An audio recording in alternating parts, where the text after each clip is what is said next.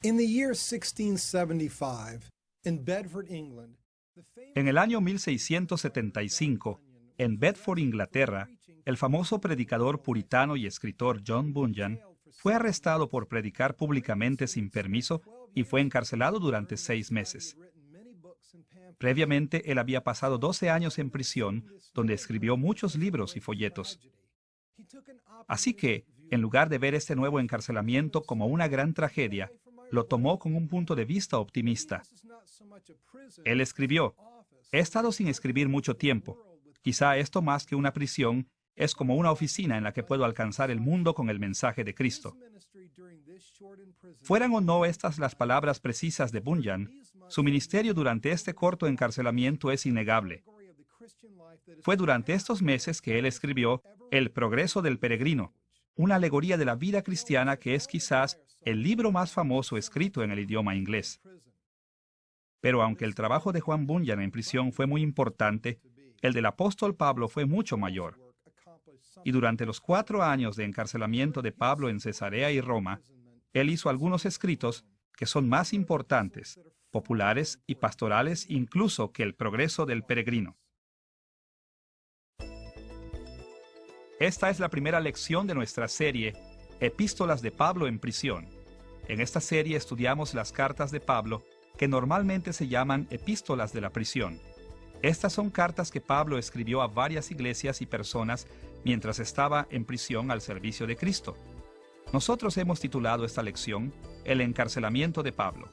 En esta lección veremos las circunstancias que dieron lugar a las cartas de Pablo a los Colosenses, a Filemón, a los Efesios y a los Filipenses.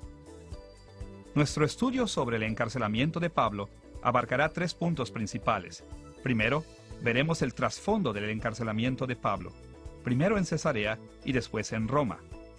Segundo, exploraremos el continuo ministerio de Pablo durante su encarcelamiento, viendo cómo continuó incluso sirviendo como apóstol de Cristo mientras estaba en prisión. Y tercero, examinaremos la unidad teológica de las epístolas de la prisión, enfocándonos en algunos temas principales que todas ellas comparten. Comencemos con el trasfondo del encarcelamiento de Pablo. Una de las primeras cosas que debemos mencionar es que los estudiosos no se han puesto de acuerdo sobre el lugar donde Pablo fue encarcelado cuando escribió sus cartas a los Colosenses, a Filemón, a los Efesios y a los Filipenses. Algunos creen que escribió desde Cesarea, mientras que otros creen que escribió desde Roma.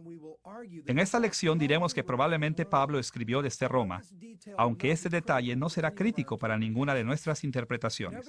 No obstante, debido a que estudiosos respetables discrepan en este punto, manejaremos ambas ciudades.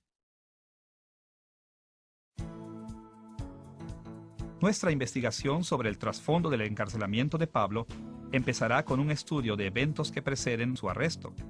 Después, exploraremos los eventos que rodean su arresto en Jerusalén, seguido de su primer encarcelamiento en Cesarea. Finalmente, veremos su subsiguiente encarcelamiento en Roma. Veamos primero los eventos que preceden su arresto.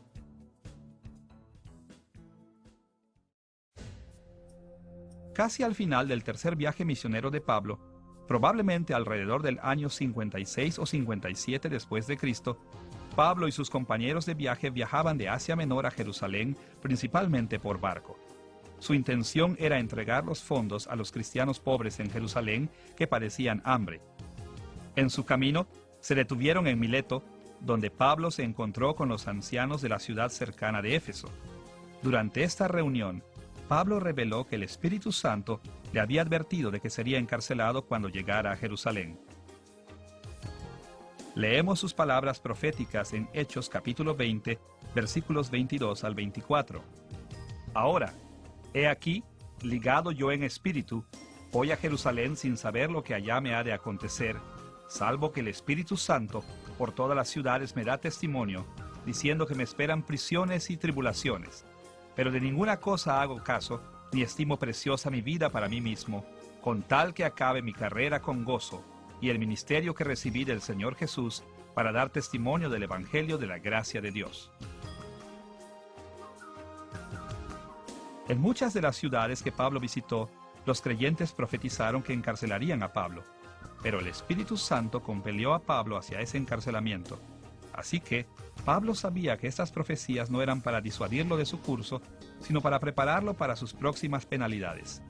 Pablo tenía muchos enemigos en Jerusalén y sabía que podría ser arrestado y encarcelado cuando llegara, pero también sabía que este sufrimiento era parte del plan de Dios para él. De Mileto, Pablo y su compañía navegaron a Cos, después a Rodas y luego a Pátara.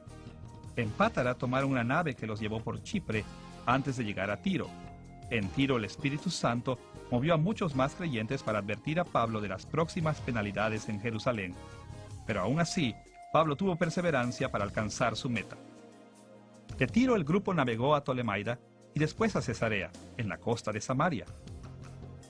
Debido a que había tantas ciudades llamadas Cesarea en el mundo antiguo, a esta ciudad en particular a veces se le llama Cesarea Marítima para distinguirla de las otras. Durante su estancia en Cesarea Marítima, Pablo fue advertido otra vez de no ir a Jerusalén. En una escena dramática muy conocida, el profeta Agabo ató sus propias manos y pies como una señal profética, advirtiendo que Pablo sería arrestado y privado de su libertad si continuaba hacia Jerusalén. Es fácil entender por qué los amigos de Pablo no querían que fuera arrestado. Ellos probablemente temían por la seguridad de Pablo y no querían que lo dañaran. Pero Pablo sabía que Dios estaba planeando usar su arresto y encarcelamiento para llevar más allá el Evangelio. Como leemos en Hechos capítulo 21, versículo 13. Entonces Pablo respondió: Yo estoy dispuesto no solo a ser atado, mas aún a morir en Jerusalén por el nombre del Señor Jesús. Pablo entendió que su próximo encarcelamiento era una parte necesaria de su ministerio. Su encarcelamiento sería para el nombre del Señor Jesús. Es decir, el Espíritu Santo iba a usar el encarcelamiento de Pablo como un medio a favor del Evangelio y para ministrar a la iglesia. Y Pablo tenía buenas razones para confiar en el Espíritu Santo conforme enfrentaba estos peligros. Anteriormente, durante su segundo viaje misionero, Pablo había visto que el Espíritu Santo lo cuidaba. Según Hechos capítulo 16, versículos 6 al 10, Pablo había querido predicar el Evangelio en Asia y Bitinia, pero el Espíritu Santo le había prevenido. Aunque esto debió parecerle extraño a Pablo, obedeció al Espíritu y viajó a Troas. En Troas, Pablo recibió una visión que le reveló el plan de Dios. Pablo debía llevar el Evangelio a Macedonia. El trabajo de Pablo en Macedonia resultó ser bastante fructífero. Pero si Pablo hubiera desobedecido al Espíritu Santo predicando en Asia y Bitinia, él no habría podido predicar en Macedonia. A través de esta experiencia y muchas otras, Pablo llegó a saber que Dios trabaja de maneras misteriosas, y por lo tanto, él estaba listo para seguir la dirección del Espíritu hacia Jerusalén, sin importar lo que allí pasara.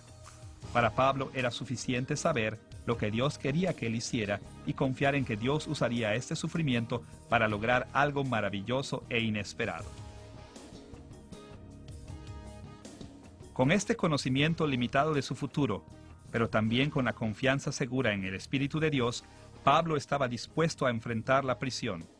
Terminó su tercer viaje misionero, viajando a Jerusalén, probablemente por el año 57 después de Cristo. Según el capítulo 20 de Hechos, versículo 16, él pudo haber llegado cerca del tiempo de Pentecostés, más o menos a principios del verano. Ahora que estamos familiarizados con los eventos que preceden el arresto de Pablo, estamos en posición de investigar las circunstancias de su arresto en Jerusalén. ¿Cómo entró Pablo en conflicto con las autoridades en Jerusalén? ¿Por qué fue encarcelado?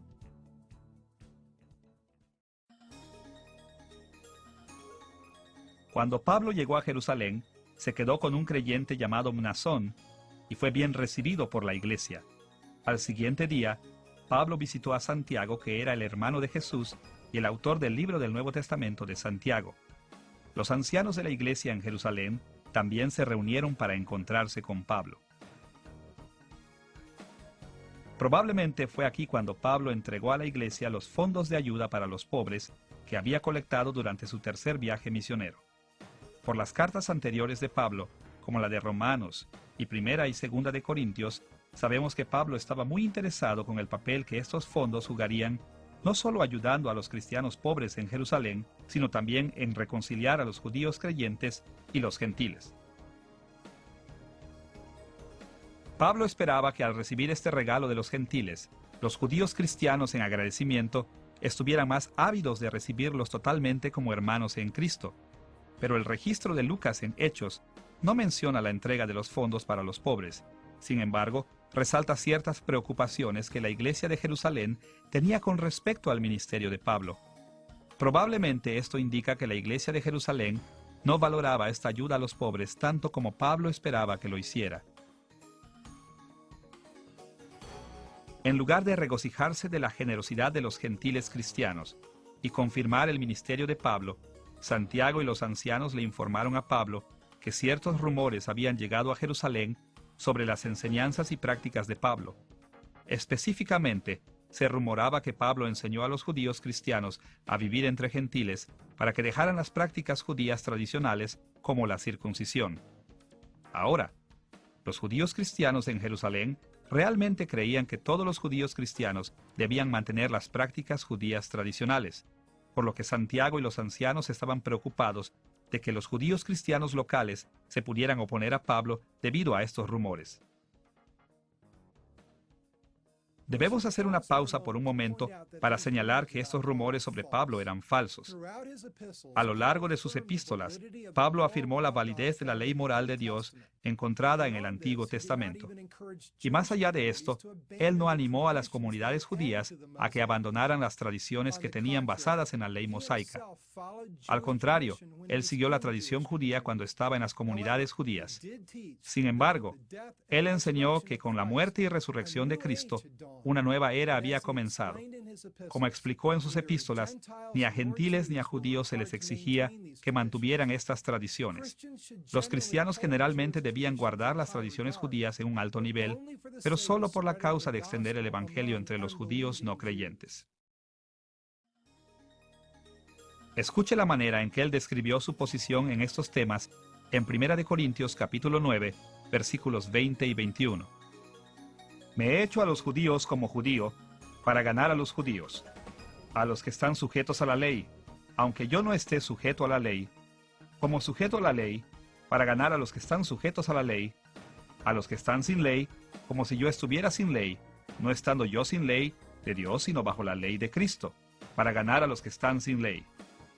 Pablo no dudó en comportarse como un gentil cuando estaba entre gentiles, pero también estaba contento de seguir las tradiciones judías por causa del Evangelio. Ahora, Dios no obligó a Pablo a que mantuviera estas aplicaciones judías tradicionales de la ley del Antiguo Testamento. Como Pablo lo dijo aquí, él era libre de abandonar estas prácticas tradicionales, pero él no tenía libertad en cuanto a los requisitos morales de la ley en Cristo. Para abreviar, Pablo creía que las aplicaciones de la ley de Dios habían cambiado ahora que Cristo había venido, pero que aún era aceptable mantener viejas reglas por causa del Evangelio. No es difícil imaginar cómo una doctrina anunciada tan cuidadosamente se podría haber entendido mal o por qué se podría haber rumorado que Pablo enseñó a los judíos a abandonar sus tradiciones. De cualquier forma, Santiago y los ancianos tenían una solución que creían podría satisfacer a los cristianos judíos en Jerusalén.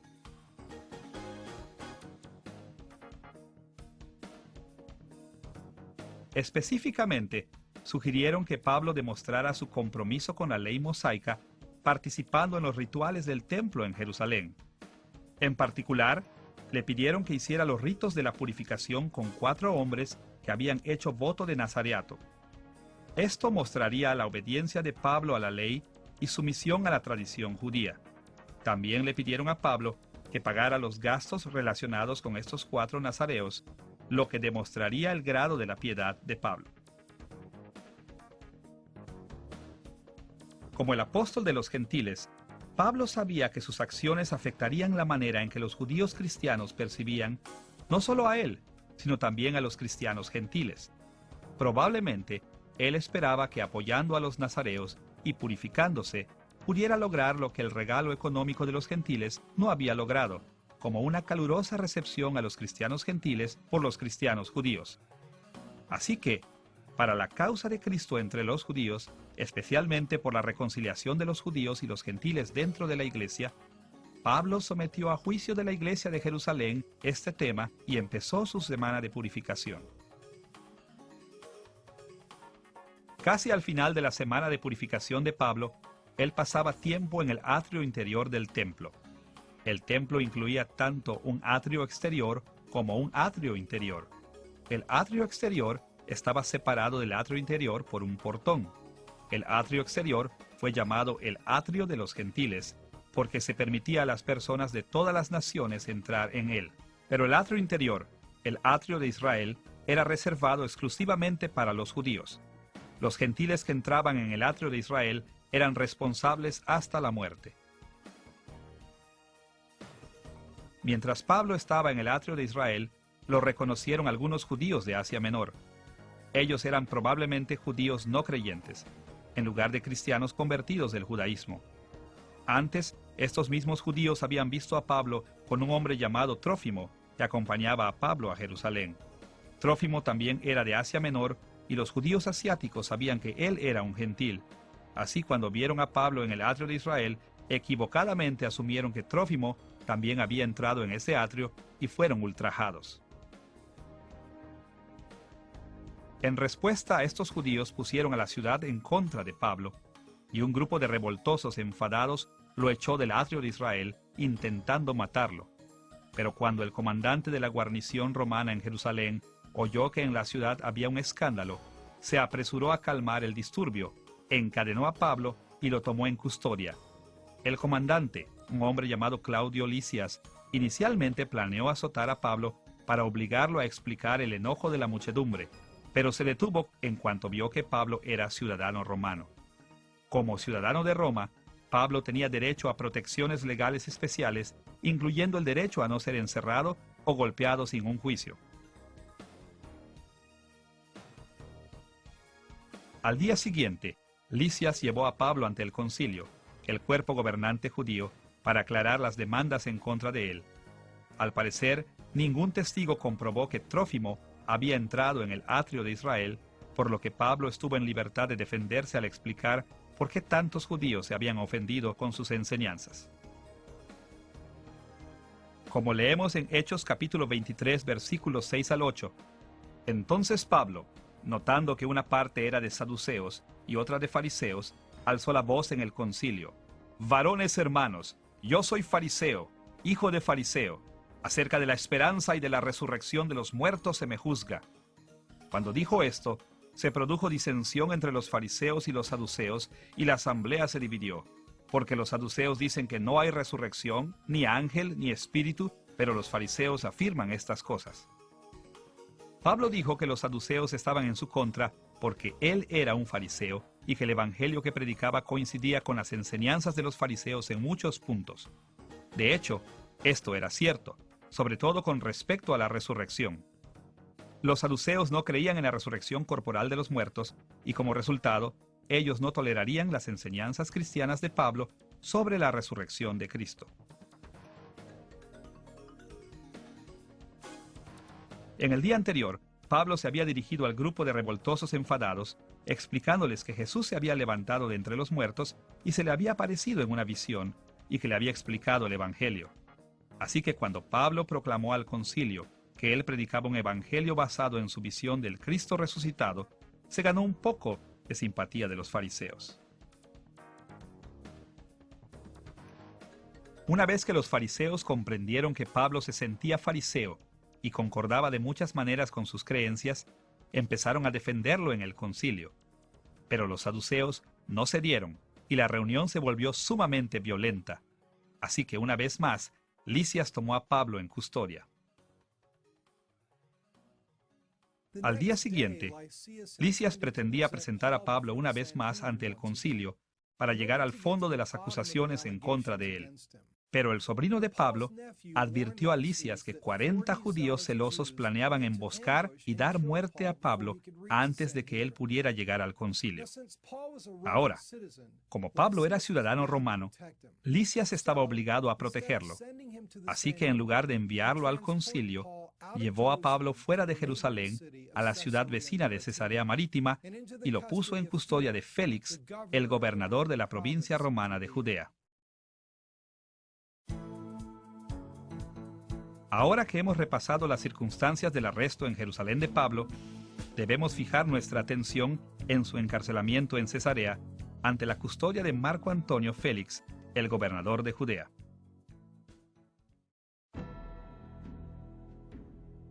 Durante el período del encarcelamiento de Pablo, la provincia romana de Judea estaba formada esencialmente por las regiones conocidas como Judea en el sur, Samaria en el centro y Galilea en el norte. Usted recordará que Cesarea Marítima estaba en la costa de Samaria. También era la ciudad capital de la provincia romana de Judea.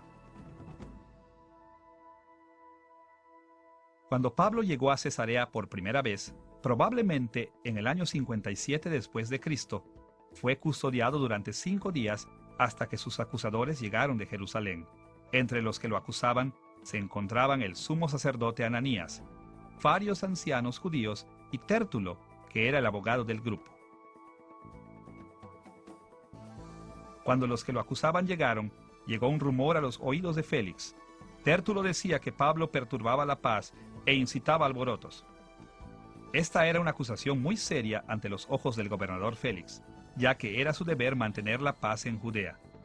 Pero aún más importante desde el punto de vista judío, ellos también acusaban a Pablo de intentar violar el templo. Los ancianos judíos que estaban presentes afirmaron esta acusación, aunque ninguno de ellos testificó oficialmente. Evidentemente, los judíos creían sinceramente en los rumores falsos sobre Pablo. Parecían estar convencidos de que Pablo estaba en contra del judaísmo y que él admitiría orgullosamente su intento de profanar el templo. Por lo tanto, el único testigo que los acusadores judíos llamaron por nombre fue el propio Pablo. En Hechos capítulo 24, versículo 8, leemos las palabras de cierre de Tértulo hacia Félix, mandando a sus acusadores que viniesen a ti. Tú mismo, pues, al juzgarle, podrás informarte de todas estas cosas de que le acusamos.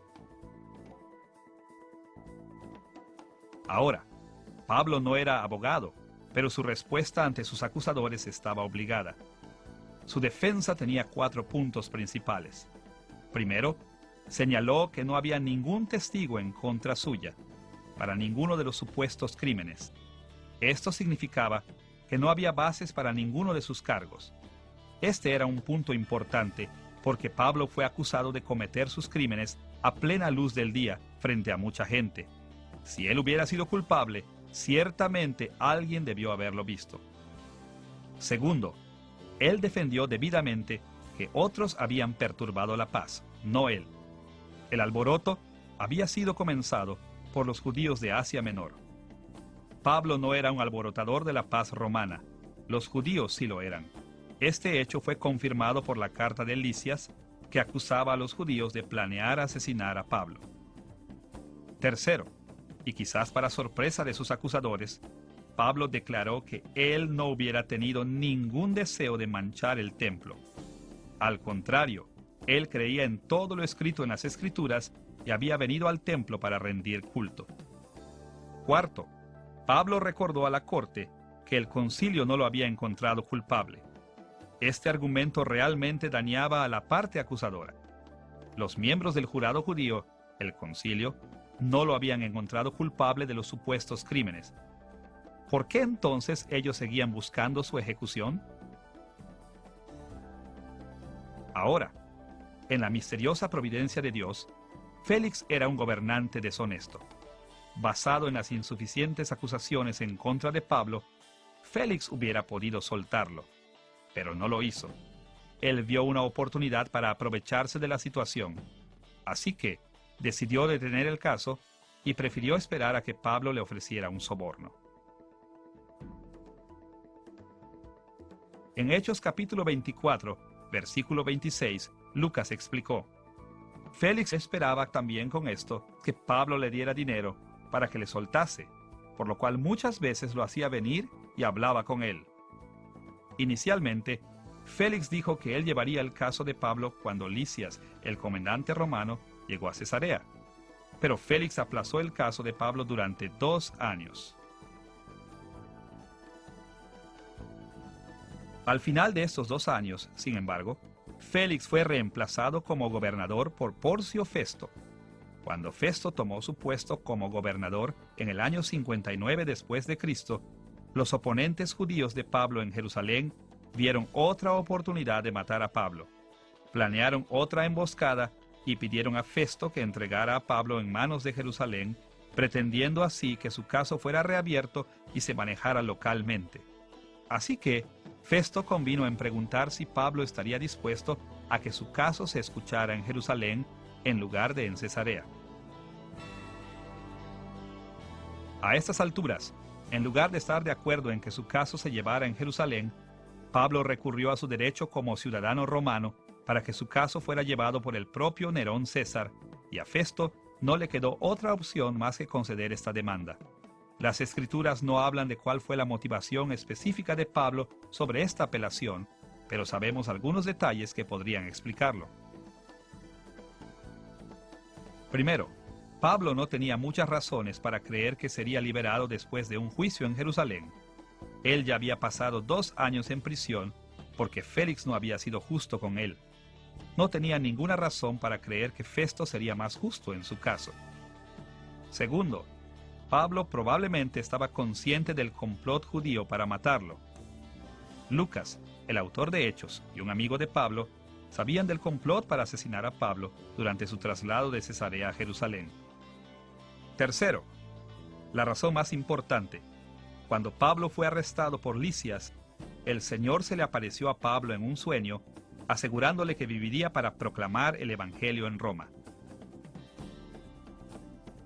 Como leemos en Hechos capítulo 23, versículo 11. A la noche siguiente se le presentó el Señor y le dijo: «Ten ánimo, Pablo, pues como has testificado de mí en Jerusalén, así es necesario que testifiques también en Roma». El hecho de que Pablo hubiera recibido esta visión en el momento de su arresto le daba razón para pensar que su encarcelamiento le daría en el futuro la oportunidad de proclamar a Cristo en Roma. Como hemos visto, el Espíritu Santo ya había llevado a Pablo a creer que su encarcelamiento llevaría su ministerio del Evangelio más allá. A estas alturas, él había entendido que su encarcelamiento abriría las puertas para ir a Roma. Cualquiera de estas razones habría sido suficiente para que Pablo llevara su caso ante César, pero cualquiera que fuera su motivación, lo que está claro es que finalmente Pablo iba a poder predicar el Evangelio en Roma, aunque fuera desde la prisión. Ahora, antes de que Pablo fuera enviado a Roma, tuvo la oportunidad de explicar su caso ante el rey Herodes Agripa II, y después de oír los argumentos de Pablo, Agripa le dijo a Festo que Pablo podría ser liberado sin tener que presentarse ante César. Pero el Señor tenía algo muy diferente en mente para Pablo. Por razones que incluso no estaban claras para Pablo en ese momento, el Señor planeaba usar el encarcelamiento de Pablo en Roma para extender el Evangelio. Habiendo explorado los 2 años del encarcelamiento en Cesarea de Pablo, ahora estamos preparados para ver su subsiguiente encarcelamiento en Roma. Empezaremos enfocándonos en el largo viaje de Cesarea a Roma. Debido a que Pablo era prisionero de Roma, tenía que ser transportado bajo la guardia romana. Así que fue puesto bajo la autoridad de un centurión romano llamado Julio y embarcado rumbo a Asia Menor. Se le permitió a Pablo que sus compañeros de viaje Lucas y Aristarco lo acompañaran. El barco navegó de Cesarea probablemente a fines del año 59 después de Cristo. Primero llegaron a Sidón, en donde a Pablo le fue permitido visitar a algunos de sus amigos. De Sidón navegaron pasando por Chipre y a lo largo de la costa de Cilicia y Panfilia antes de llegar a Mira, en la región de Licia. En Mira, abordaron una nave hacia Italia. A partir de este punto, navegaron con mal tiempo. Llegaron hasta Gnido y se vieron forzados a cambiar de rumbo hacia el sur, navegando hacia la isla de Creta, hasta llegar finalmente a buenos puertos. Como ya era invierno, el clima era peligroso para navegar. Los peligros de navegar en este tiempo llevaron a Pablo a aconsejarle al centurión Julio que no zarpara hacia Italia. Aunque pudiera parecer ilógico que Pablo aconsejara a marineros expertos, es importante recordar no solo que él tenía la visión profética, sino también, según 2 de Corintios capítulo 11, versículo 25, que Pablo había sobrevivido 3 naufragios antes de esto. Pablo quería predicar el evangelio en Roma. Él no les aconsejó que no navegaran porque quisiera evitar su destino a Roma, sino porque quería llegar a Roma sano y salvo.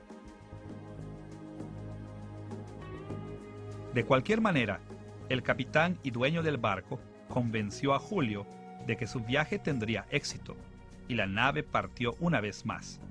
No mucho tiempo después, se encontraban dentro de una tormenta violenta, llevándolos hasta muy adentro del mar Mediterráneo. La tormenta duró 2 semanas, tiempo durante el que Pablo ministró a los que estaban a bordo y los animó diciéndoles que Dios le había revelado que todos sobrevivirían. Más adelante, la nave golpeó un arrecife cerca de la isla de Malta y se destruyó por el oleaje. Con la nave destruida, los marineros, los soldados, los prisioneros y todos los demás en la nave se quedaron en Malta. Pablo, sus compañeros y sus guardias permanecieron en Malta durante 3 meses, siendo bien atendidos durante este tiempo por los residentes de la isla. Durante la estancia de Pablo en Malta, ocurrieron algunos eventos notables. En una ocasión, Pablo fue mordido por una serpiente venenosa. Primero, los nativos tomaron esto como una señal de que Pablo era un asesino y esperaban que se muriera. Pero Pablo no se enfermó ni sufrió los efectos de la mordedura de la serpiente. Como resultado, los nativos cambiaron su manera de pensar sobre Pablo y empezaron a creer que él era un dios. Ahora sabemos por otros contextos que Pablo no les debe de haber permitido a los nativos continuar considerándolo un dios.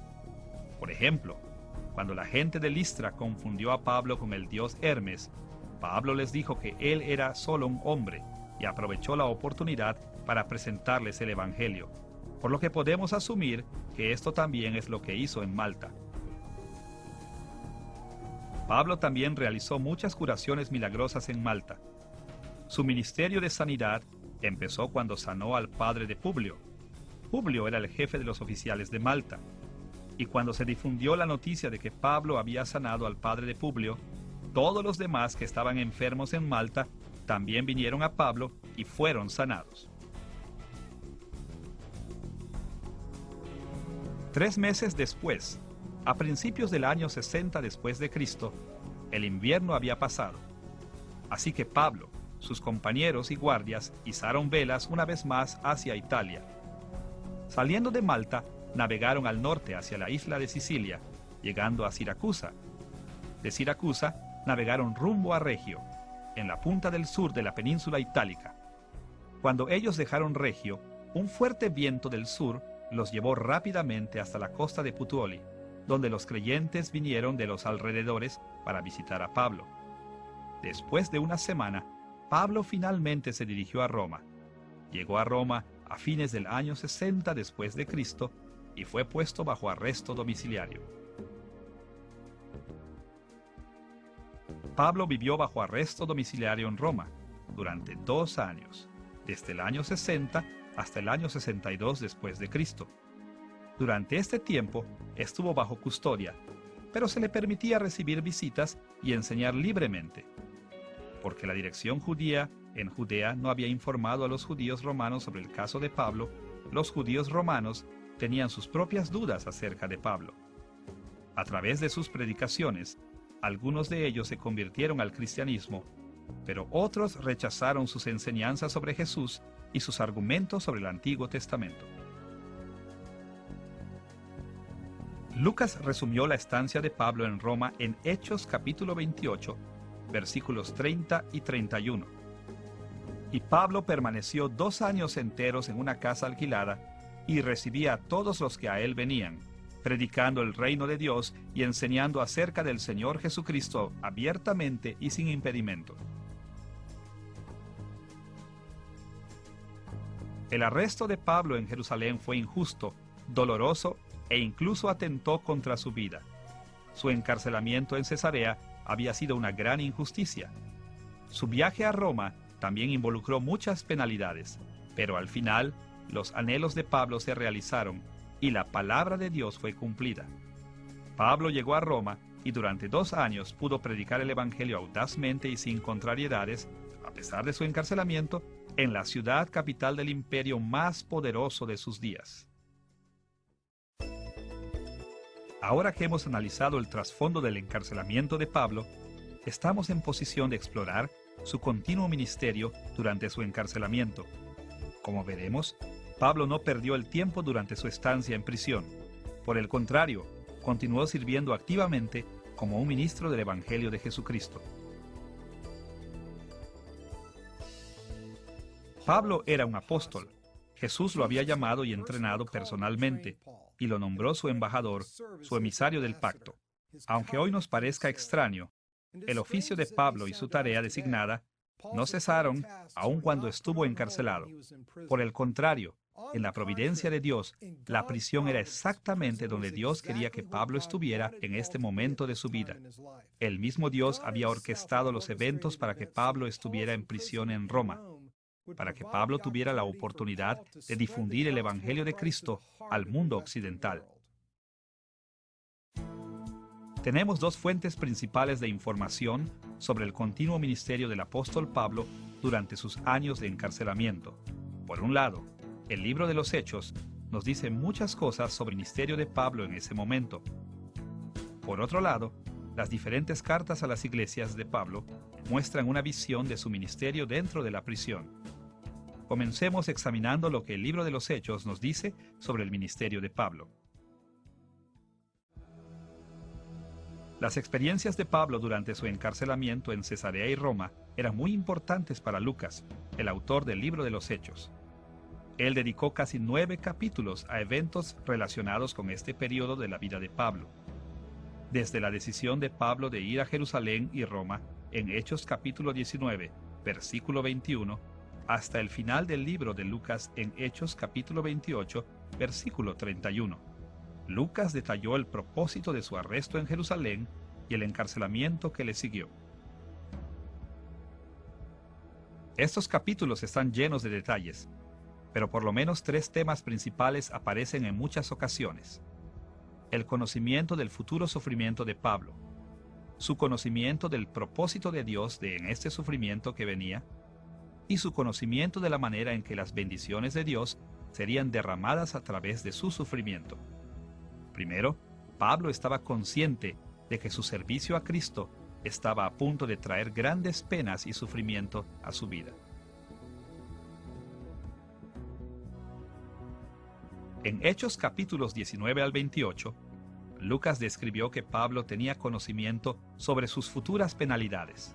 Pablo sabía que sería encarcelado y sospechaba que tal vez incluso lo matarían. Por ejemplo, escuche estas palabras de su discurso a los ancianos efesios en Hechos capítulo 20, versículos 22 al 25. Ahora, he aquí, ligado yo en espíritu, voy a Jerusalén sin saber lo que allá me ha de acontecer, salvo que el Espíritu Santo por todas las ciudades me da testimonio, diciendo que me esperan prisiones y tribulaciones, ni estimo preciosa mi vida para mí mismo. Yo sé que ninguno de todos vosotros verá más mi rostro. Después, en Hechos capítulo 21, versículo 13, les dijo a los creyentes en Cesarea: porque yo estoy dispuesto, no solo a ser atado, mas aún a morir en Jerusalén por el nombre del Señor Jesús. Pablo estaba consciente de las dificultades que le esperaban en su servicio a Cristo y su Evangelio, e incluso estaba dispuesto a ser martirizado.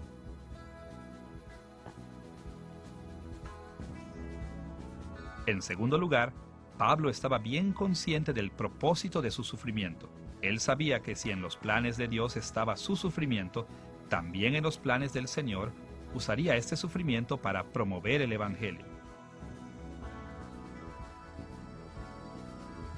Pablo creía que Dios usaría su sufrimiento para extender el Evangelio cristiano. Él sabía que cualquier sacrificio que tuviera que hacer valdría la pena porque sería la manera de Dios de promover las buenas nuevas de salvación en Cristo. Escuche de nuevo lo que les dijo a los ancianos efesios en Hechos capítulo 20, versículo 24. Ni estimo preciosa mi vida para mí mismo, con tal que acabe mi carrera con gozo y el ministerio que recibí del Señor Jesús para dar testimonio del Evangelio de la gracia de Dios. Pablo estaba convencido de que su ministerio en la prisión incluiría testificar por el Evangelio y que parte de su tarea como apóstol era sufrir estas adversidades. En lugar de opacar el ministerio apostólico de Pablo, el encarcelamiento sería el medio por el cual Pablo logró su ministerio. De hecho, cuando leemos en otra parte del libro de los Hechos, esto es precisamente lo que pasó. En Hechos capítulo 22, versículos 1 al 21, leemos que cuando Pablo fue arrestado en Jerusalén, presentó su testimonio cristiano a la multitud. Esto lo guiaba hacia su muerte. En Hechos capítulo 23, versículos 1 al 10, Lucas explicó que Pablo testificó el Evangelio y la resurrección de Cristo ante el concilio, el cuerpo gobernante judío. Entonces, en Hechos capítulo 24, versículos 14 al 26, aprendemos que Pablo proclamó el Evangelio a la corte cesarea, tanto públicamente a su audiencia como personalmente al gobernador Félix y su esposa judía Drusila. También se nos ha dicho que Félix estuvo hablando regularmente con Pablo por un período de 2 años. Continuando en Hechos capítulo 25, versículo 18, al capítulo 26, versículo 29, Lucas nos dice que Pablo proclamó el Evangelio al nuevo gobernador Festo, así como al rey judío Agripa y su esposa Berenice. También en Hechos capítulo 28, versículos 23 al 31, Lucas explica que Pablo regularmente predicaba el Evangelio del reino de Dios a todos los que venían a verlo en Roma. En Hechos capítulo 23, versículo 11, las palabras de Cristo a Pablo resumen el propósito de todo este sufrimiento. Ten ánimo, Pablo, pues como has testificado de mí en Jerusalén, así es necesario que testifiques también en Roma. Pablo sufrió para extender las buenas nuevas de Cristo desde Jerusalén hasta Roma. En tercer lugar, Pablo estaba muy consciente de las bendiciones de Dios sobre su ministerio durante este tiempo. El registro de Lucas en Hechos capítulos 19 al 28 deja claro que el testimonio del Evangelio de Pablo se extendió con las grandes bendiciones del Espíritu de Dios. Lucas también nos dice que el ministerio de Pablo incluía otras cosas que le ayudaban a proclamar el Evangelio y las aplicaba a la vida de las personas. Por ejemplo, recibió e interpretó visiones para proteger la vida de los que iban en el barco que chocó con el arrecife. Sanó al enfermo en Malta. Asimismo, atendió las necesidades individuales de los creyentes que vinieron a verlo. Además de la información que está en el libro de los Hechos, podemos aprender mucho sobre el ministerio continuo de Pablo durante su encarcelamiento, de sus cartas del Nuevo Testamento a las iglesias en Colosas, Éfeso, Filipos y al hombre colosense Filemón. Hay muchas maneras de resumir el ministerio de Pablo, pero por lo menos hay 4 temas principales. Aunque estaba físicamente preso, Pablo siguió ministrando, predicando el Evangelio a varios mandatarios y a sus visitantes, orando en nombre de las iglesias y de los creyentes alrededor del mundo, sufriendo muchas adversidades para el beneficio de la iglesia y, claro, escribiendo y enviando cartas a varias iglesias y personas alrededor del mundo. Primero, Pablo predicó el Evangelio durante este tiempo. Como hemos visto, Pablo soportó la prisión principalmente para ganar nuevas oportunidades de proclamar el Evangelio, y sus cartas de la prisión confirman esta idea. Esto lo vemos no solo porque él mismo se identificaba regularmente como embajador de Cristo en sus cartas, sino también en las oraciones que pedía de las iglesias a las que él les escribió. Por ejemplo, escuche su petición en Efesios capítulo 6, versículos 19 al 20. Oren por mí, a fin de que al abrir mi boca me sea dada palabra para dar a conocer con denuedo el misterio del Evangelio, por el cual soy embajador en cadenas, que con denuedo hable de él como debo hablar. Pablo sabía que, incluso en su prisión, su principal responsabilidad era proclamar el Evangelio, por lo que le pidió a los efesios que oraran por él para que tuviera la fuerza para cumplir su responsabilidad apostólica. Similarmente, en Colosenses capítulo 4, versículos 3 y 4, escribió: orando también al mismo tiempo por nosotros, para que el Señor nos abra puerta para la palabra, a fin de dar a conocer el misterio de Cristo, por el cual también estoy preso, para que lo manifieste como debo hablar. Pablo quería que oraran por él para que tuviera la oportunidad de predicar el Evangelio y poder aprovechar las buenas oportunidades que se le presentaran.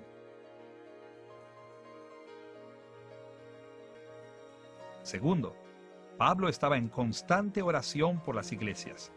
Según las cartas de Pablo, su ministerio se extendió más allá de proclamar el Evangelio a los no creyentes. También incluía constantes oraciones por las distintas iglesias y creyentes alrededor del mundo. Prácticamente, lo más seguro es que el encarcelamiento de Pablo de hecho haya incrementado el tiempo que usaba para la oración. Durante sus viajes misioneros, generalmente estaba ocupado viajando o incluso trabajando para sostenerse económicamente. Pero en prisión, él no tenía nada que hacer, ningún lugar para viajar y pocas distracciones. Esto le daba mucho tiempo para orar, y por el testimonio de sus cartas, parece que Pablo usó mucho de este tiempo en orar por otros. Escuche el testimonio de Pablo en cuanto a sus oraciones por otros creyentes en Efesios capítulo 1, versículos 16 al 18. No ceso de dar gracias por vosotros, haciendo memoria de vosotros en mis oraciones, para que el Dios de nuestro Señor Jesucristo os dé espíritu de sabiduría y de revelación, alumbrando los ojos de vuestro entendimiento. Pablo oraba constantemente y de forma regular por los efesios. Él creía que la oración era poderosa y esperaba que Dios honrara sus oraciones bendiciendo a los efesios. Los esfuerzos de Pablo en la oración formaron un ministerio fuerte y valioso para aquellos que no estaban cerca. De una manera muy parecida, en Filipenses capítulo 1, versículos 3 al 9, él explicó que oraba regularmente por la iglesia de Filipos. Doy gracias a mi Dios siempre que me acuerdo de vosotros, siempre en todas mis oraciones, rogando con gozo por todos vosotros. Y esto pido en oración, que vuestro amor abunde aún más y más en ciencia y en todo conocimiento. Y en Colosenses capítulo 1, versículo 9, leemos sobre su compromiso con la iglesia en Colosas. Por lo cual también nosotros, desde el día que lo oímos, no cesamos de orar por vosotros y de pedir que seáis llenos del conocimiento de su voluntad en toda sabiduría e inteligencia espiritual. También oró por personas específicas, como Filemón, Apia y Arquipo en la iglesia de Colosas. Por ejemplo, en Filemón versículo 6, escribió: para que la participación de tu fe sea eficaz en el conocimiento de todo el bien que está en vosotros por Cristo Jesús. En todos estos pasajes, vemos que Pablo se comprometió a orar por sus compañeros creyentes, buscando muchas bendiciones de Dios para ellos. En tercer lugar, además de predicar y orar, el ministerio de Pablo en prisión incluía sufrimiento a favor de otros. Ahora, en sí mismo, el sufrimiento es un agobio, no un ministerio.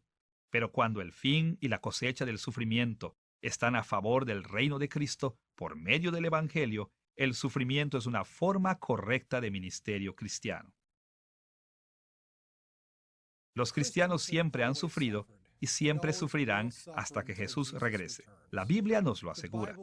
Ahora, eso no significa que todos los cristianos sufren de la misma manera o al grado que sufrió Pablo, pero Dios ha ordenado que hasta que Jesús regrese para terminar su obra, hasta que Él haya consumado su reino en la tierra, sus enemigos seguirán luchando contra Él. Y eso significa que el pueblo de Jesús continuará sufriendo. Pero la vida de Pablo demuestra algo. Nuestro sufrimiento no es en vano. Al contrario, el sufrimiento de los santos bendice a la iglesia. El sufrimiento de los cristianos testifica para el Evangelio y aumenta la gloria que heredará la iglesia. Sufrir por causa del Evangelio es un ministerio poderoso y con gran propósito. En primer lugar, es un testimonio indiscutible a la verdad del Evangelio. Por eso normalmente nos referimos a los cristianos que mueren por su fe como mártires o testigos. Ya hemos visto varias maneras en que el sufrimiento de Pablo le dio oportunidades para predicar el Evangelio, pero también animó a otros a proclamar el Evangelio. Escuche las palabras de Pablo en relación con esto en Filipenses capítulo 1, versículo 14. Y la mayoría de los hermanos, cobrando ánimo en el Señor con mis prisiones, se atreven mucho más a hablar la palabra sin temor.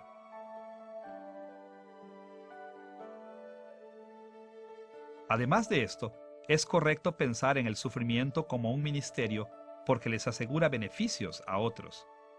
Después de todo, Jesucristo sufrió por los pecadores y murió para salvarnos. Y las Escrituras nos enseñan a seguir el ejemplo de Jesús, específicamente sufriendo por causa de otros. Como creyentes, debemos estar dispuestos a sufrir penalidad e incluso la muerte por el beneficio de otros y debemos estar agradecidos del sufrimiento que otros llevan por esta causa. Cuando el apóstol Juan escribió en 1 de Juan capítulo 3, versículo 16, «En esto hemos conocido el amor, en que Él puso su vida por nosotros.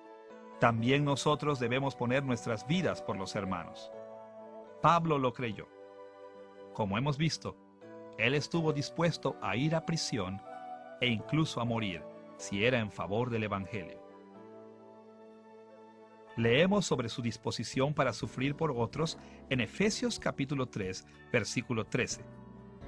«Por lo cual pido que no desmayéis a causa de mis tribulaciones por vosotros, las cuales son vuestra gloria».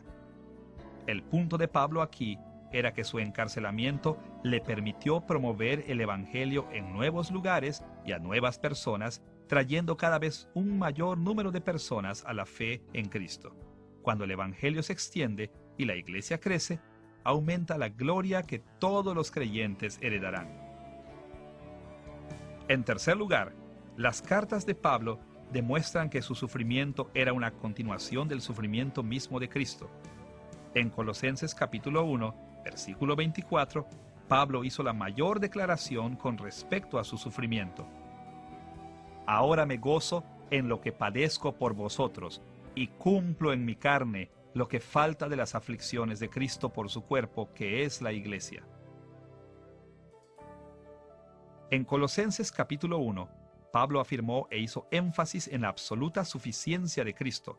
Así, cuando dijo lo que falta de los sufrimientos de Cristo, Pablo no quiso decir que la muerte de Cristo no era suficiente para salvarnos, ni que los creyentes agregan su propio mérito a la muerte de Cristo. Más bien, Pablo quiso decir que el trabajo de Jesús aún no termina. Cuando Jesús murió y después ascendió al cielo, dio un gran golpe contra el mal y ganó eficazmente la guerra contra sus enemigos demoníacos. Pero Pablo sabía que las fuerzas satánicas continúan luchando contra Cristo y su reino. Jesús no quiere destruir totalmente a sus enemigos hasta que Él regrese en gloria.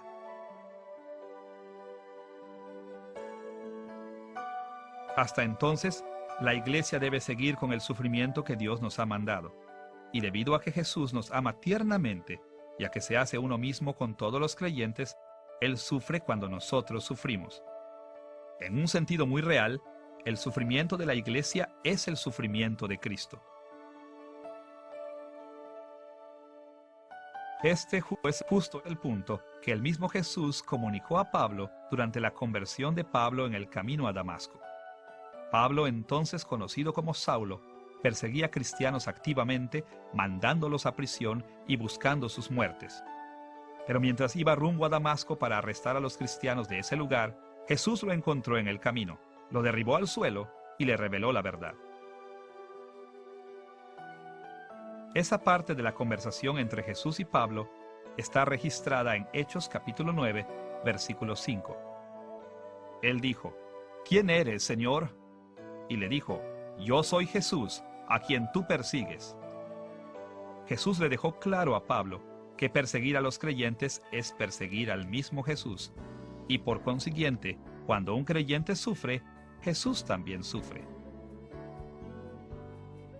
En resumen, entonces, Cristo debe sufrir hasta su regreso, y Él sufre a través del sufrimiento de su cuerpo, la Iglesia. Pero cuando su sufrimiento termine, finalmente derrotará a todos sus enemigos por completo y glorificará a su Iglesia. Pablo tuvo el privilegio de ayudar a Cristo a cumplir con ese sufrimiento. Además de indicar que predicó, oró y sufrió como apóstol, las cartas de Pablo también demuestran que se comprometió fuertemente con el ministerio, escribiendo mientras estaba preso. El ministerio de escritura de Pablo, durante los años de su encarcelamiento, se muestra en las cartas del Nuevo Testamento a las iglesias en Colosas, Éfeso, Filipos y al hombre colosense Filemón. A través de estas cartas, Pablo pudo llevar el ministerio pastoral apropiado a personas e iglesias. Y gracias a que estos escritos se han conservado para nosotros en el Nuevo Testamento, el ministerio de Pablo se ha multiplicado a lo largo de todo el mundo durante los últimos 2000 años. Los escritos de Pablo revelan un ministerio enriquecido a las personas e iglesias con quienes mantenía una relación. Él sabía muchas cosas sobre sus circunstancias y sobre ellos personalmente. Como resultado, Pablo pudo dirigirse a problemas específicos que concernían a sus lectores, tanto personales como teológicos. Incluso a algunos les dio instrucciones personales por nombre. A pesar de su imposibilidad de viajar, el ministerio de Pablo estaba bien informado y encajaba perfectamente a las situaciones específicas de las personas e iglesias a quienes les escribió. Considere, por ejemplo, que en su carta a los Filipenses, Pablo entró en el ministerio pastoral exhortando a dos mujeres, Evodia y Síntique, a reconciliarse entre sí. Estas eran mujeres que Pablo conocía, mujeres que habían laborado junto con él, pero que habían entrado en discordia. La preocupación de Pablo por ellas era personal y de amor, y la solución a su problema iba con un cariño profundo. Las palabras para ellas las leemos en Filipenses capítulo 4, versículo 2. Ruego a Evodia y a Síntique que sean de un mismo sentir en el Señor. De una manera muy parecida, Pablo también exhortó a la conciliación entre creyentes en el libro de Filemón. Allí intercedió a favor de un esclavo llamado Onésimo, quien había huido de su amo colosense Filemón. De hecho, todo el libro de Filemón está dedicado a pedirle a Filemón que reciba en gracia a Onésimo. Según la carta de Pablo a Filemón, después de huir, Onésimo había buscado a Pablo, el amigo de Filemón. Y bajo el ministerio de Pablo, Onésimo se volvió cristiano. Es más, Onésimo permaneció con Pablo y lo atendió en la prisión. Así que, el ministerio de Pablo hacia Onésimo y Filemón era profundamente personal y se preocupó como su pastor y su amigo por reconciliarlos en su relación. Pablo también dirigió sus cartas a los problemas teológicos que envolvían a la iglesia en general, proveyendo instrucción con autoridad apostólica con mano pastoral. Su ministerio de enseñanza como representante con autoridad de Cristo no flaqueó durante su encarcelamiento. Más bien, Pablo continuó proporcionando revelaciones infalibles de verdad durante ese tiempo y continuó aplicando esa verdad a la iglesia por medio de sus cartas. Como hemos visto, tanto el libro de los Hechos como las cartas de Pablo del Nuevo Testamento indican que Pablo estaba activamente involucrado en el ministerio durante su encarcelamiento. Él sabía que Dios le había mandado la prisión como una oportunidad para propagar el Evangelio y para dar ejemplo a los santos. Así, inspirado con este conocimiento, dirigió un sólido ministerio de predicación, oración, sufrimiento y escritura, por el cual cumplió fielmente con todas sus encomiendas como un apóstol de Jesucristo. Ahora que hemos presentado el trasfondo del encarcelamiento de Pablo y hemos explicado su continuo ministerio durante su encarcelamiento, estamos listos para ver la unidad teológica de sus epístolas de la prisión. En esta sección, exploraremos algunos de los temas doctrinales que las epístolas de la prisión comparten en común y explicaremos cómo estos encajan en el sistema teológico más amplio de Pablo. Las cartas de Pablo de la prisión comparten algunos fundamentos doctrinales importantes. Básicamente, todas ellas testifican el mismo evangelio. Pero más allá de esto, todas comparten una manera común de presentar ese evangelio y tienden a dar énfasis a los mismos aspectos de ese evangelio. Esto no quiere decir que son idénticas entre sí, pero hay un gran concepto que los une, un fundamento común del que todas ellas dependen. Y ese fundamento común es el hecho de que Jesucristo es el conquistador y gobernante de toda la creación. Nuestro análisis sobre la unidad teológica de las epístolas de la prisión darán énfasis a tres doctrinas principales. Primero, veremos la doctrina de que Jesucristo es el Rey de la creación. Segundo, nos enfocaremos más específicamente en un aspecto particular del reinado de Jesús sobre la creación, que llamaremos la unión con Cristo de los creyentes en su reinado. Y tercero, nos concentraremos en los requisitos de una vida ética que implican las dos primeras doctrinas. Empezaremos con la doctrina de que Jesucristo es el Rey de la creación.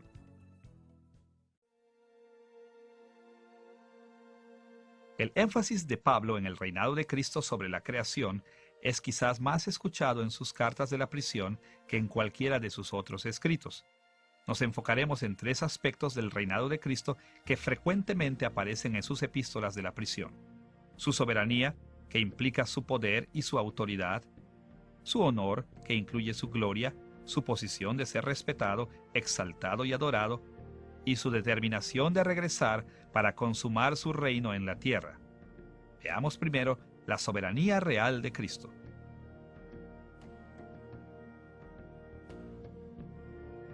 Cuando decimos que Cristo es soberano, queremos decir que tiene el poder y la fuerza para hacer su voluntad, y que tiene el derecho y la autoridad legal para hacerlo.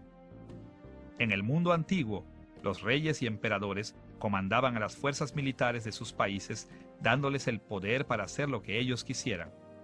Las leyes de sus países también reconocían su derecho para regir y gobernar, lo cual significaba que ellos también tenían la autoridad para hacer lo que quisieran. Muchos gobiernos modernos tienen poder y autoridad similar.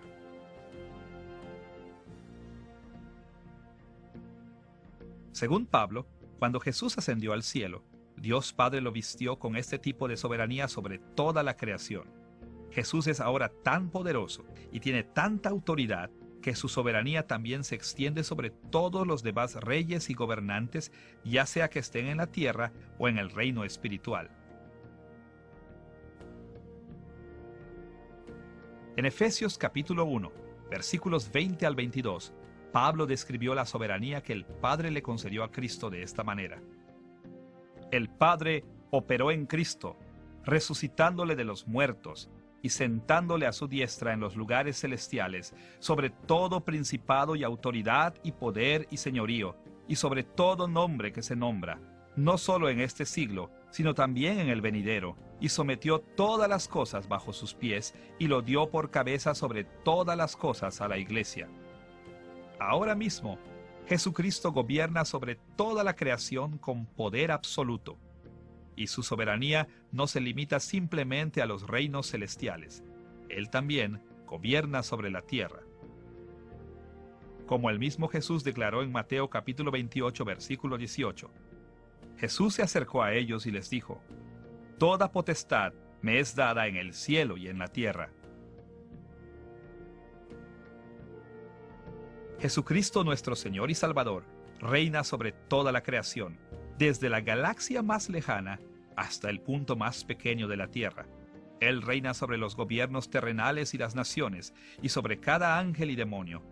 Claramente no todo en la creación lo obedece como debería, pero aún así, Jesús tiene el derecho de mandar su obediencia y el poder para que lo obedezcan. Él tiene el poder y el derecho infinito para bendecir a aquellos que aprueba y para destruir totalmente a sus enemigos.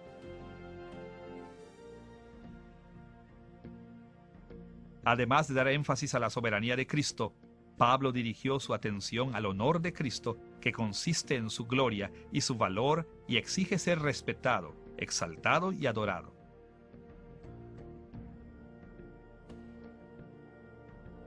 Cristo es honrado porque Él es perfecto, santo y justo. Él es honrado porque tiene una posición de máxima autoridad y porque ejerce esa autoridad justa y honradamente. También es honrado porque es el ser más valioso en toda la creación, el que Dios valora más que a cualquier otro. Y es honrado porque es el creador y sustentador del universo. Fácilmente podríamos enlistar cientos de razones por las que Jesús es digno de honor, pero quizás la mayor razón por la que Jesús merece el honor y la alabanza es su divinidad. Jesús es Dios y Dios es digno del mayor honor imaginable.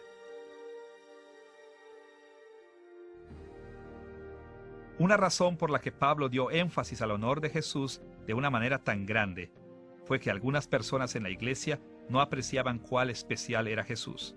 Al parecer, los falsos maestros habían enseñado la veneración de ángeles y espíritus en la iglesia y habían dicho que Jesús era solo uno de estos tantos seres similares. Una manera en la que Pablo desmintió estas falsas enseñanzas era dando énfasis a la única e insuperable grandeza de Cristo. Escuche la manera en que contrastó a Cristo con otros seres espirituales en Colosenses capítulo 1, versículos 16 y 17. Porque en Él fueron creadas todas las cosas, las que hay en los cielos y las que hay en la tierra, visibles e invisibles, sean tronos, sean dominios, sean principados, sean potestades. Todo fue creado por medio de Él y para Él, y Él es antes de todas las cosas, y todas las cosas en Él subsisten. Jesús es único porque Él es el creador de todo lo que es, incluso de los ángeles y espíritus que los falsos maestros veneraban.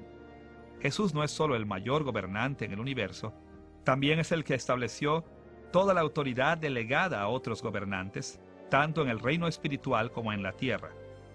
Él es el que creó a los otros gobernantes, incluyendo seres humanos que gobiernan en la tierra y seres como los ángeles y demonios que tienen autoridad en el reino espiritual. Además de hablar del reinado de Cristo en términos de la soberanía y honor de Cristo, Pablo dio énfasis a la determinación de Cristo de regresar a la tierra para consumar su reino.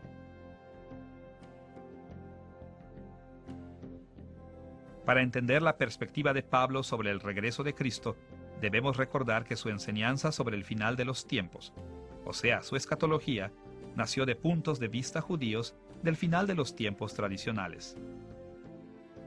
En la teología judía tradicional de los días de Pablo, se pensaba que las Escrituras presentaban dos eras principales de la humanidad. Antes de que Cristo viniera, el mundo estaba en la era presente, que estaba caracterizada por pecado, muerte y corrupción.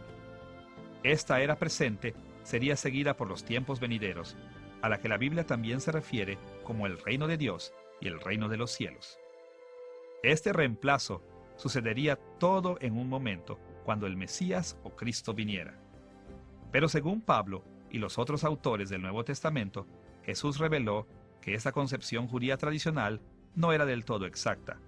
La era de los tiempos venideros reemplazaría a la era presente, pero no en un solo momento, sino que las dos eras irían cambiando parcialmente por un periodo de tiempo, comenzando con el ministerio terrenal de Cristo, al que nos referiremos como la inauguración del reino de Dios, y extendiéndose hasta el regreso de Cristo o la segunda venida, a la que nos referiremos como la consumación del reino de Dios. Entre la inauguración y la consumación está el período intermedio en el que estaba la iglesia en los días de Pablo y en el que aún estamos hoy. Para Pablo, ese era un concepto importante que él debía describir a su audiencia porque explicaba muchos de sus problemas. La era presente de pecado, muerte y corrupción no se había abolido. Es por eso que los creyentes seguían sufriendo. No obstante, algún día Jesús regresará para traer las bendiciones finales a todos los creyentes. Mientras esto sucede, los cristianos realmente deben confiar en que Jesús regresará, y nosotros podemos confiar en que esto sucederá porque Cristo terminará lo que comenzó. Ahora mismo, Jesús reina como Rey desde el cielo, pero no está satisfecho con eso. Él quiere y planea gobernar totalmente sobre cada centímetro de la creación, tan completa y gloriosamente como reina ahora en el cielo. Él no estará satisfecho hasta que haya destruido y castigado completa y finalmente a todos sus enemigos y bendecido finalmente a todos sus fieles creyentes, y planea hacer esto extendiendo su reino por toda la tierra. Como Pablo conocía el plan de Cristo de gobernar sobre toda la creación, él afirmó confiadamente que Cristo estaba determinado a consumar su reino. Fue por esta razón que escribía comúnmente que los creyentes tenían una herencia futura y que toda su esperanza estaba puesta en los galardones que serían suyos cuando Cristo regresara. Por ejemplo, considere sus palabras en Efesios capítulo 1, versículos 13 y 14. Habiendo creído en Él, fuisteis sellados con el Espíritu Santo de la promesa, que es las arras de nuestra herencia hasta la redención de la posesión adquirida. Pablo insistió que nuestra herencia futura está garantizada. Dios lo ha prometido y no cambiará su manera de pensar. Como resultado, Jesús debe regresar para darnos nuestra herencia en el reino consumado. Y en Filipenses, capítulo 3, versículos 20 y 21, Pablo escribió sobre el regreso de Cristo de esta manera: Mas nuestra ciudadanía está en los cielos, de donde también esperamos al Salvador, al Señor Jesucristo, el cual transformará el cuerpo de la humillación nuestra para que sea semejante al cuerpo de la gloria suya. Cuando Cristo regrese para consumar su reino en la tierra, nuestra herencia incluirá nuevos cuerpos glorificados. Pablo podía hablar sobre esta herencia con mucha confianza porque sabía que Jesús había prometido regresar y que Jesús estaba determinado a cumplir esa promesa. A lo largo de sus epístolas de la prisión, Pablo confió en la soberanía real, honor y determinación de Cristo como piedras angulares para sus enseñanzas. Estos temas sobresalen repetidamente en estas cartas, proporcionando las bases de muchas de las enseñanzas de Pablo a los colosenses, los efesios y los filipenses. Ahora que hemos visto la doctrina de que Jesucristo es el Rey de la creación, debemos centrar nuestra atención en el segundo punto de doctrina común en las epístolas de la prisión, llamado la unión con Cristo de los creyentes en su realeza, nuestra unión con Jesús, por la cual comparte su bendición con nosotros.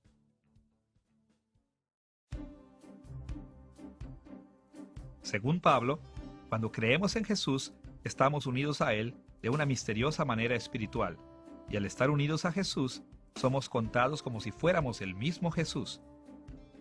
Por ejemplo, Jesús es sin culpa ante Dios, y al estar unidos a Él, nosotros también somos contados sin culpa ante Dios, siendo todos nuestros pecados perdonados.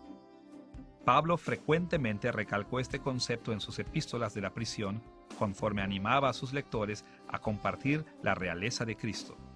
A menudo señaló que al compartir la realeza de Cristo, los creyentes reciben bendiciones durante la continuación presente del reino de Cristo, y esperan bendiciones aún mayores en la consumación del reino.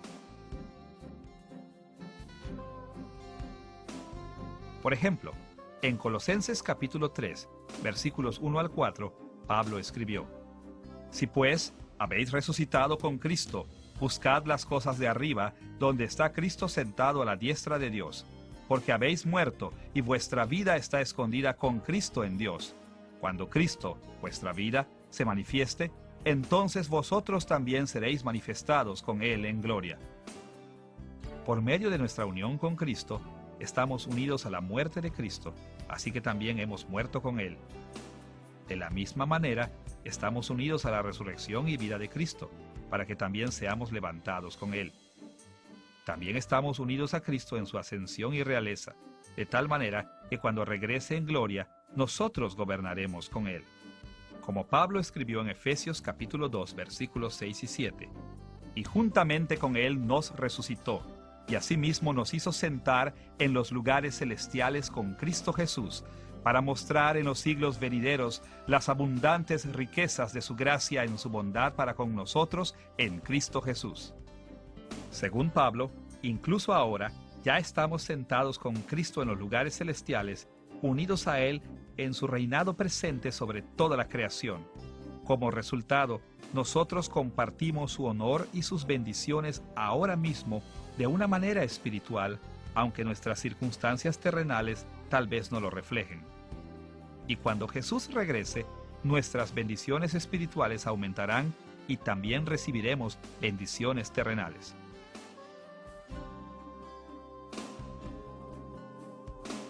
Pero Pablo también recurrió a nuestra unión con Cristo en su reinado para hablar de cosas que son menos agradables, como el sufrimiento. Él habló de nuestra unión con Cristo para alentar a los creyentes en que no han sufrido solos y no han sufrido en vano. Ya hemos visto que esto fue cierto en la vida de Pablo, pero Pablo escribió que eso también era cierto en las vidas de sus lectores. Escuche sus palabras en Colosenses capítulo 1, versículo 24. Ahora me gozo en lo que padezco por vosotros, y cumplo en mi carne lo que falta de las aflicciones de Cristo por su cuerpo, que es la Iglesia. La vida cristiana puede ser dura y puede incluir gran sufrimiento. Aunque nuestro Rey reina en el cielo, aún no ha erradicado a todos sus enemigos, y esos enemigos a menudo tornan sus fuerzas contra nosotros. Pero Pablo descansó en el hecho de que cuando nosotros sufrimos por el Evangelio, nuestra unión con Cristo nos asegura que Cristo sufre y simpatiza con nosotros. Pablo también tenía confianza de saber que por medio de nuestra unión con Cristo el Rey, nuestro sufrimiento beneficia a otros en el reino de Cristo como a la Iglesia. Finalmente, él enseñó que nuestro sufrimiento completa el sufrimiento designado de Cristo, preparando el escenario para el regreso triunfante de nuestro Rey. Por razones como estas, las epístolas de la prisión de Pablo con regularidad abordan el tema de nuestra unión con Cristo. Para Pablo, nuestra unión con el Rey de la creación era la fuente de gran confianza en nuestra salvación, gran estímulo en tiempos de problemas y gran esperanza en el futuro.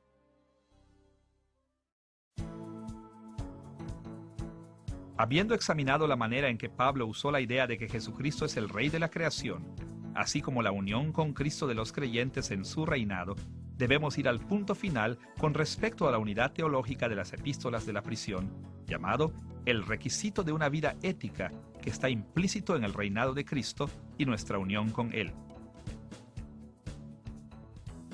Aquellos que están familiarizados con los escritos de Pablo saben que el apóstol pasó tanto tiempo enseñando sobre la ética de la vida cristiana como el que pasó enfocándose en temas doctrinales. De hecho, casi cada vez que tocaba un asunto doctrinal, explicaba cómo los creyentes debían aplicar esa doctrina a sus vidas. Y esa aplicación no estaba limitada a corregir su manera de pensar y a tener la doctrina apropiada. Pablo incluso llegó a decir que a menos que la doctrina se aplicara a nuestras vidas de forma que cambiara nuestras emociones y nuestra conducta, no tendría valor para nosotros. Escuche las palabras de Pablo a este respecto en 1 Corintios capítulo 13, versículo 2. Y si tuviese profecía, y entendiese todos los misterios y toda ciencia, y si tuviese toda la fe, de tal manera que trasladase los montes, y no tengo amor, nada soy. Si ahondáramos en todos los misterios y tuviéramos todo el conocimiento, entonces tendríamos un entendimiento perfecto de la revelación de Dios en todos los temas. En otras palabras, tendríamos la doctrina perfecta. Pero tener una buena doctrina, incluso la doctrina perfecta, no es suficiente. Si esa doctrina no cambia nuestras vidas, si no está unida con el amor y si no produce un trato ético hacia los demás y obediencia respetuosa hacia Cristo, no tiene valor para nosotros. Así que, no debe sorprendernos que las epístolas de la prisión de Pablo enfaticen regularmente la vida ética. Por un lado, el hecho de que Cristo es el Rey nos obliga a obedecerlo. Por otro lado, el hecho de que nosotros estamos unidos a Cristo nos obliga a vivir de acuerdo con su carácter. Enfoquémonos primero en la obligación de vivir éticamente que fluye de la realeza de Cristo. Como ya hemos dicho, puesto que Cristo es el Rey, Él es soberano. Esto significa que Él tiene el derecho legal para demandar nuestra obediencia. Esto, a su vez, significa que nosotros tenemos una obligación legal de obedecerlo. Y como también hemos dicho, Cristo es un Rey perfectamente honrado y justo. Y esto significa que sus juicios y órdenes son perfectamente éticos para que nosotros también tengamos una obligación ética de obedecerlo. Porque Cristo es soberano y justo, nosotros estamos legal y éticamente obligados a obedecer todo lo que Él ordena. Este es el tipo de argumento que Pablo utilizó en Filipenses capítulo 2, versículos 9 al 12, donde escribió estas palabras. Por lo cual, Dios también le exaltó hasta lo sumo, y le dio un nombre que es sobre todo nombre, para que en el nombre de Jesús se doble toda rodilla de los que están en los cielos y en la tierra y debajo de la tierra. Por tanto, amados míos, como siempre habéis obedecido, ocupaos en vuestra salvación con temor y temblor. Jesús es Rey y Señor por encima de todo en el cielo, en la tierra y debajo de la tierra. En otras palabras, Él es el Rey de la creación, y con base en la realeza de Cristo, Pablo exhortó a los filipenses a obedecer a Cristo. Es más, como hemos visto, la realeza de Cristo incluye su honra. Concordantemente, Pablo también dijo que los cristianos deben vivir vidas santas de respeto para la honra de su Rey. Por un lado, el obedecer a Cristo conserva su reputación. Por el otro, porque Cristo es santo y justo y honorable, merece ser obedecido. Pablo escribió sobre esto en Filipenses capítulo 1, versículo 27, diciendo: solamente esto, procuren que su manera de vivir esté de acuerdo con el Evangelio de Cristo. Y en Colosenses capítulo 1, versículo 10, animó a sus lectores escribiendo: para que andéis como es digno del Señor, agradándole en todo, llevando fruto en toda buena obra. Pablo estaba profundamente interesado en que el honor y la reputación de Cristo fueran respetados y protegidos, e indicó que los creyentes logran esto con las buenas obras, es decir, cuando obedecen los mandamientos del Señor. A lo largo de sus epístolas de la prisión, Pablo exhortó a sus lectores a obedecer a Cristo, vivir éticamente siguiendo los mandamientos del Señor para pensar, sentir y comportarse correctamente. Y aunque no siempre hizo una conexión explícita con la realeza de Cristo, hizo esta conexión las veces necesarias como para dejar claro que la realeza de Cristo siempre debe ser una de nuestras motivaciones fundamentales para vivir vidas santas.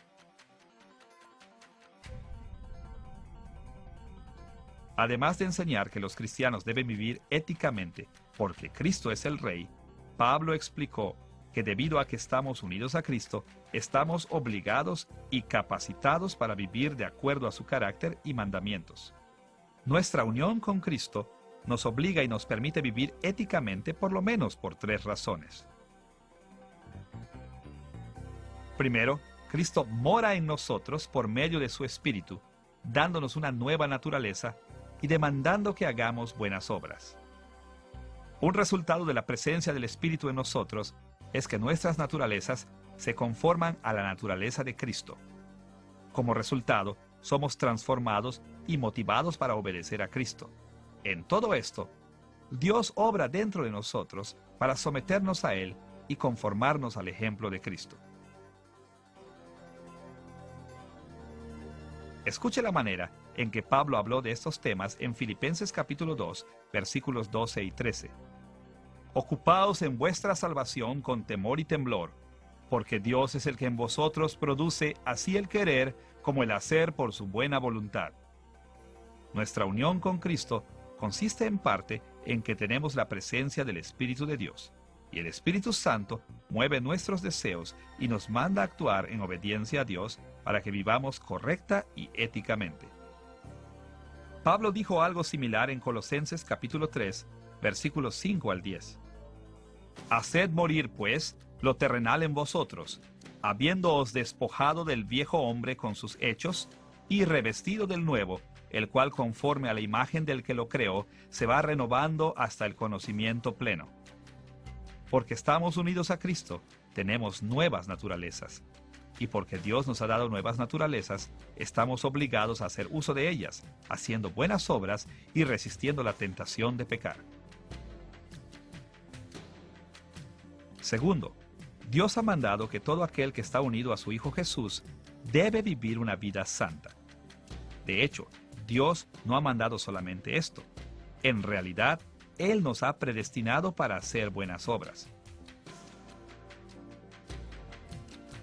Pablo escribió sobre esto en Efesios capítulo 2, versículo 10, donde enseñó: porque somos hechura suya, creados en Cristo Jesús para buenas obras, las cuales Dios preparó de antemano para que anduviésemos en ellas.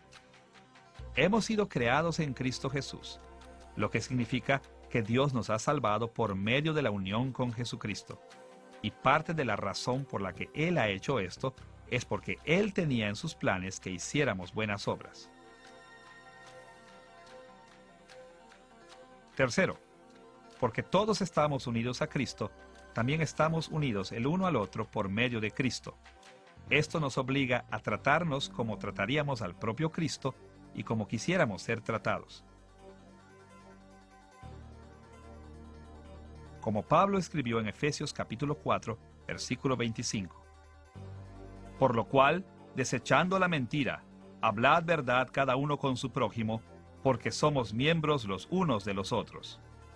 El punto de Pablo era que estamos unidos el uno al otro en Cristo y que esta unidad nos obliga a tratarnos entre nosotros con respeto, sin pecar en contra del otro, más bien trabajando para el beneficio de todos. Como escribió en Filipenses capítulo 2, versículos 1 al 3. Por tanto, si hay alguna consolación en Cristo, con humildad, estimando cada uno a los demás como superiores a él mismo. Por lo menos, por estas tres razones, nuestra nueva naturaleza, el mandamiento de Dios y nuestra unión el uno con el otro, nuestra unión con Cristo nos obliga y nos permite vivir éticamente, según la norma que Dios ha establecido para nosotros en las Escrituras. Vemos entonces que las epístolas de la prisión de Pablo están teológicamente unificadas por la abundante y multifacética doctrina de Pablo del reinado de Cristo sobre toda la creación, incluyendo la unión de los creyentes con Cristo y nuestra responsabilidad consecuente de vivir éticamente. Como veremos en las lecciones futuras, las epístolas de la prisión de Pablo también comparten muchos otros temas en común. Pero la idea que relaciona a la mayoría de estos temas comunes entre sí es la doctrina de que Jesucristo es el Rey de la creación. En esta lección hemos analizado las circunstancias que dieron lugar a las epístolas de la prisión de Pablo y el procedimiento teológico básico que Pablo usó en estas cartas. Hemos analizado los eventos que llevaron a su arresto y a su encarcelamiento. También hemos visto el continuo ministerio de Pablo en la prisión. Finalmente, hemos presentado el tema teológico principal que une todas las cartas de Pablo de la prisión. Esto es, la doctrina de que Jesucristo es el Rey de la creación. Las epístolas de la prisión de Pablo son ricas en teología y muy apropiadas para instruir y fortalecer a la iglesia de hoy. En las lecciones futuras veremos estas cartas más minuciosamente, y conforme lo hagamos, tendremos presente el trasfondo que ya hemos estudiado en esta lección. El conocimiento de las duras pruebas que Pablo soportó y el ministerio que mantuvo en prisión nos ayudarán a entender los motivos y metas de Pablo al escribir a las iglesias de Colosas, Éfeso y Filipos. Entender los temas teológicos que unen a estas cartas nos ayudará a entender muchas de las instrucciones particulares de Pablo hacia cada una de estas iglesias. Con estas ideas en mente, estaremos mejor preparados para entender las enseñanzas de Pablo y para aplicarlas en nuestras propias vidas e iglesias.